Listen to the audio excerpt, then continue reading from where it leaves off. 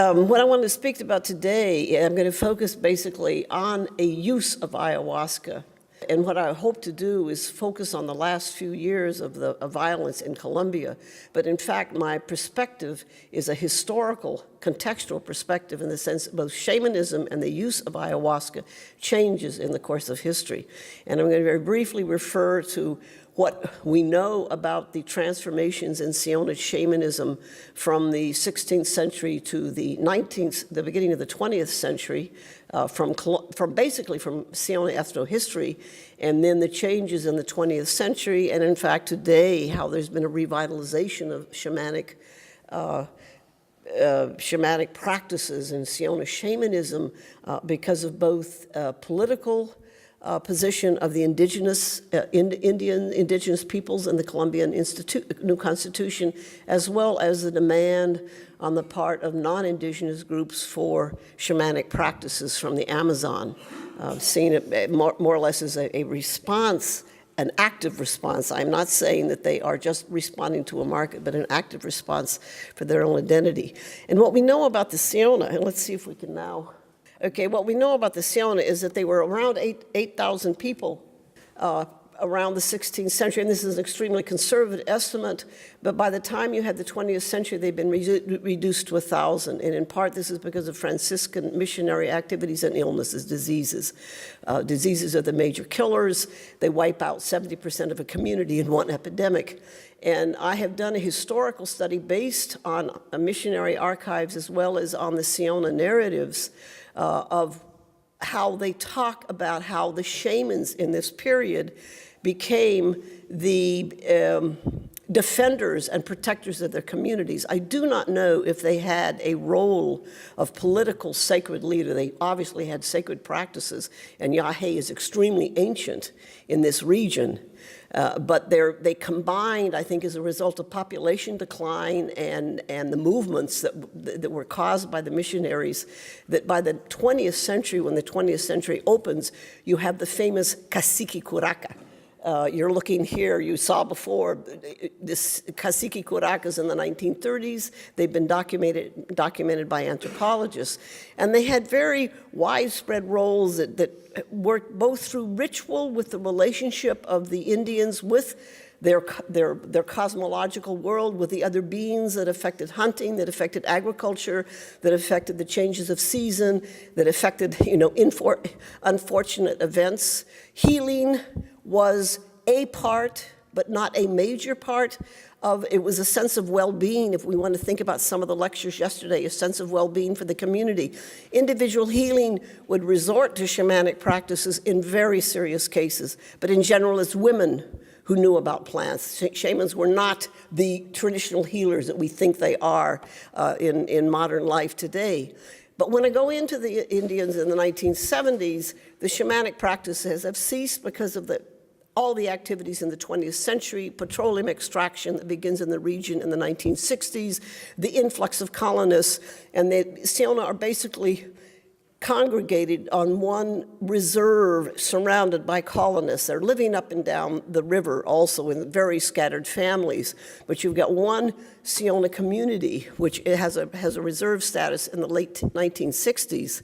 But there are no more shamanic rituals being practiced on the reserve. They have still face paintings, the shamanic art, and the most important expression of the shamanism at that point are their shamanic narratives, of which I recorded over 150 narratives that will talk about their ethnohistory that involves shamans as star figures. We'll talk about travels to different realms of the universe, talk about illnesses, talk about epidemics, talk about personal experiences and personal training. So we've got elders in traditional clothing, as you can see, but in general, most of the young people, the people my age, I'm working with the elders and on language as well as accompanying serious illnesses, or all illnesses in the village. I was there for a period of 3 years in the early 1970s. But you have the elders mourning the passing of the shaman. It's very evident in the 1970s that their identity was shamanism. If you look at their ethnohistory, if you look at their narratives they were talking about, and of course the misfortunes, the hunting isn't as the way it used to be because we don't have the ritual practices. Oh, if we only had a shaman here to do it. And they would seek out shamans from other groups. Shamanism is not dead in the region.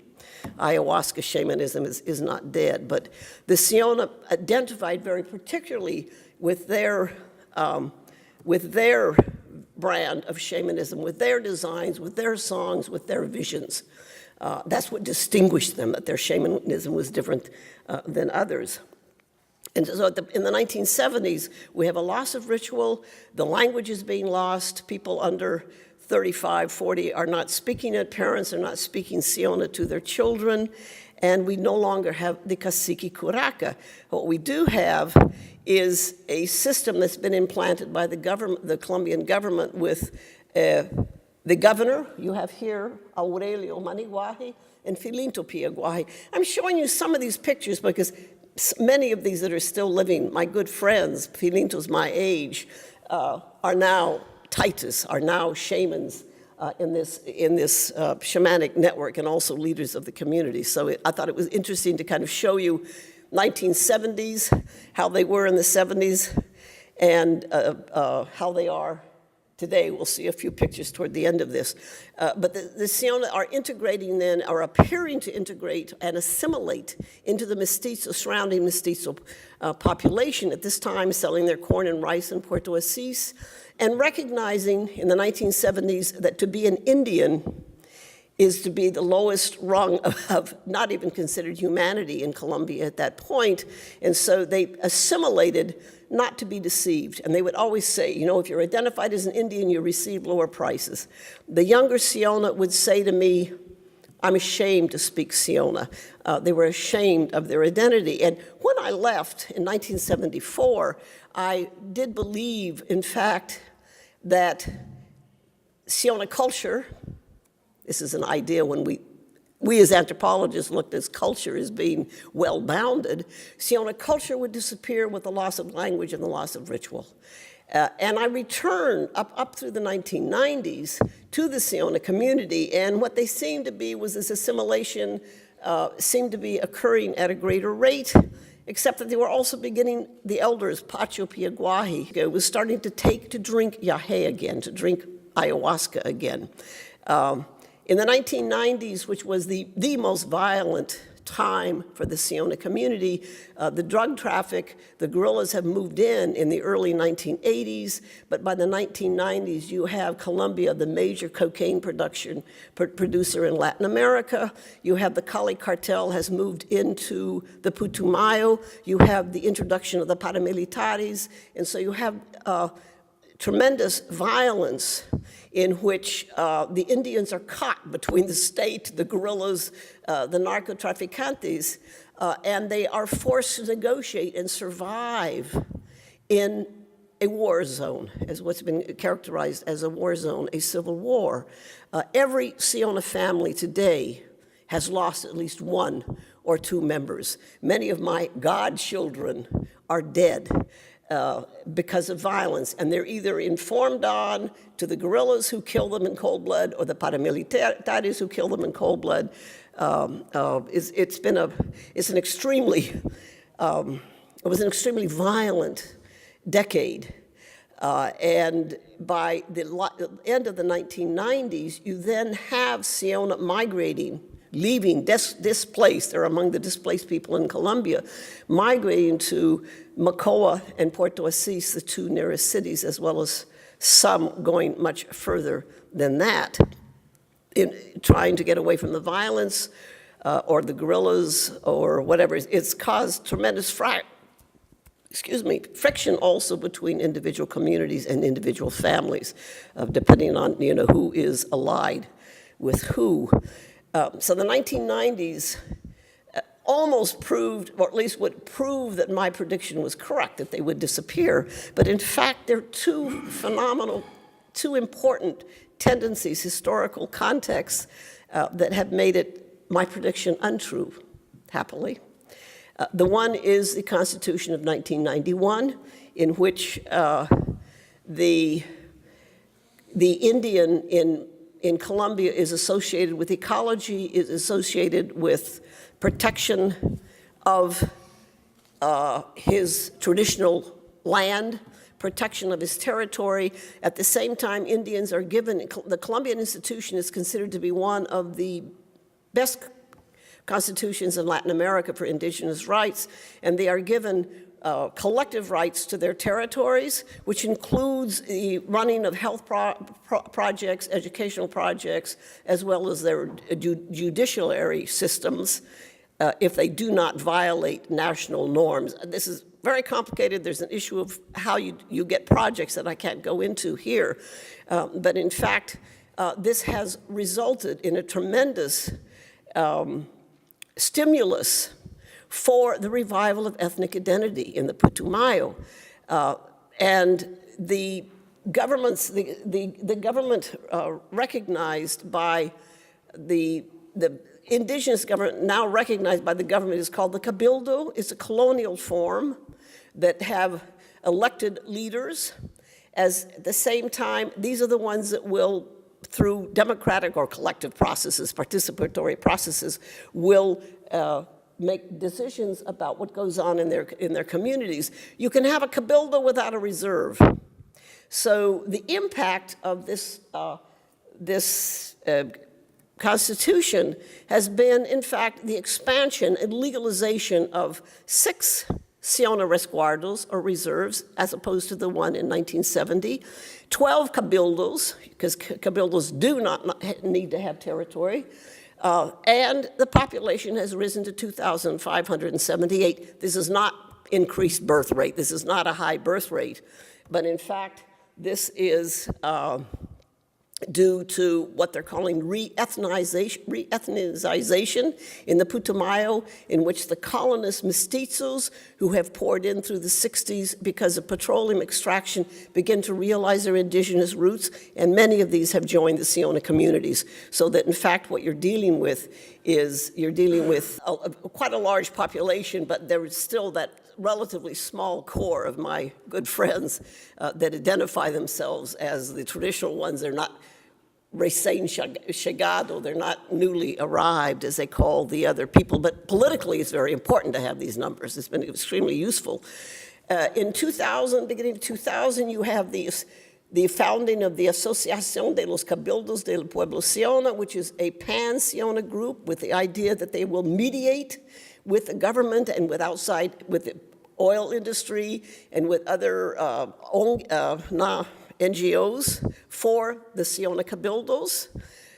They have a plan de vida, which is a participatory plans that are developed by communities in Colombia, in which they've outlined medicine, language, subsistence, land, environment, collective control, and our thinking, which I think is probably the most beautiful part of what they've outlined as being important goals for their community development. And within this, they have a very explicit recognition of the shamans, of the taitas, who are considered to be traditional authorities and who are seen as a transversal group that cuts through these political cabildos. And so that when you have community meetings, or when you have a SIPS that makes visits to all the communities and has deliberative meetings about, could be oil extraction or whatever, you have the taitas that are there, they speak, they talk, they're respected, and then after the meeting's over, they take ayahuasca, they take yajé, and the entire community participates, and the community and the discussions, the decision-making discussions continue after that. They've done that when they do their educational project. They go and talk about education, their ethno-educational project, and then the taitas, drink yajé with the community afterwards. It's a really interesting process. They also, the taitas, particularly the president of ASIPS, his father-in-law is a really good shaman. And so anytime they have meetings with the government officials who want to take yajé, they'll do their negotiations with the government officials, and then there's yajé ceremonies afterwards in which the father-in-law of the president of SIPS will lead in the ceremony. He does a really nice ceremony. But there is another force that has played to the shamans, and what I try to do is talk about which is that of the demand of the professional groups, non-Indigenous groups from the highlands who become in the last 25 years also to privilege Amazonian shamans and the use of yajé. So your individual taitas not only are they kind of a collective traditional authority, but they individually are parts of networks that lead them to the highlands where they have they're associated with these malokas, they're associated with groups that they take their yajé, they conduct the meetings to large quantities of people, and this is an individual source of income. This is a very individual activity. Taitas as individuals focus on this, with these new neo-shamanic groups, and each one has conducted their own way. So you have the two issues, the popular demand for shamanism in Colombia, linked also with the constitutional reform and the recognition of Indian rights. And what I wanted to do, Pacho Piedwahi, by the way, has become the patrimonial Indian of the region, so that they're not only locally important, but they also are regionally and nationally important. He's an he died in 2004, but he's extremely well known throughout the entire country. And what I wanted to do now is take time and read my last page, which should take 5 minutes. The Siona shamanic revitalization as a performative mode is a result of forces on the local, national, and global level. As argued above, Siona have historically identified themselves with their shamanism, and this identification was still present in the 1970s in spite of the absence of shamans. It was a situation of shamanism without shamans. The impressive revitalization and reconfiguration of their shamanism, which became consolidated in the 1990s, is due both to the popular and political representations of the ecological Indian, the association of indigenous spirituality and environmentalism has become an important reference in the struggle for indigenous rights throughout Latin America, and also for the globalized neo-shamanic movement, which seeks a return to primordial knowledge and an equilibrium through participation in shamanic performances. In the case of the Putumayo, that has suffered from armed conflict for the last 30 years, all evidence indicates that they are not only mediators between the community and governmental and non-governmental interests, but they also work for the survival of their people through mediation with armed actors and other interest groups in the region. In some ways, my reflection on Siona shamanism parallel anthropological thinking reflected in Geertz's 2 articles on religion that were separated by some 30 years. His early article, Religion as a Cultural System, was written in a time when culture still figured as a major concept for American anthropology, and we tended to imagine it as having clear-cut frontiers. The symbolic process of ritual was seen as enacting reality with such force that it served as a model for action. My analysis led me to interpret Siona shamanism as a religious system and the experience provoked by the performance of shamanic narratives, and this has to do with the fact that I worked with narratives and not ritual. The performance of shamanic narratives is analogous to that of ritual. Oral performances of these narratives enact important existential questions about the nature of misfortune and its causes. They are concerned with the perception between different sides of reality and how to distinguish them in daily experience in order to discover the nature of misfortune and what action to take. Viewed as a performative mode, we can perceive in shamanism the multiplicity of dimensions that Geertz recognizes in religion for his 1999 article. Shamanism is much more than the producer of meaning and practice through ritual process. Performing shamanism articulates the spiritual, political, and economic dimensions of the complex situation that has impacted upon their lives during the last 3 decades. They struggle for autonomy and citizenship in a context of armed actors and extractive activities that limit the full exercise of their rights. Their traditional means of subsistence has been destroyed, and dependency upon extractive and economic activities of the region is almost total. Shamanic performances as embodied knowledge have become the principal means for engagement of outside resources and alliances, creating and transmitting knowledge while expressing identity in a post-colonial violent setting. It is the central pillar of an ongoing ethno-political movement that has allowed the Siona to survive as a collective group in the face of the last 30 years of violence and growing economic importance of the region. In this process of dialogue with global and national discourses of the ecological Indian, Siona shamanism has undergone a transfiguration, and its performances reflect the incorporation of traits that have come to be nationally identified as authentic. As Miguel Bartolomé points out, cultural transfigurations are adaptive strategies that subordinated societies generate in order to survive, and in which they transform their cultural profile in order for them to continue to be who they believe themselves to be. As I have attempted to demonstrate in this article, the performance of shamanism has been an important strategy for the survival of the Siona.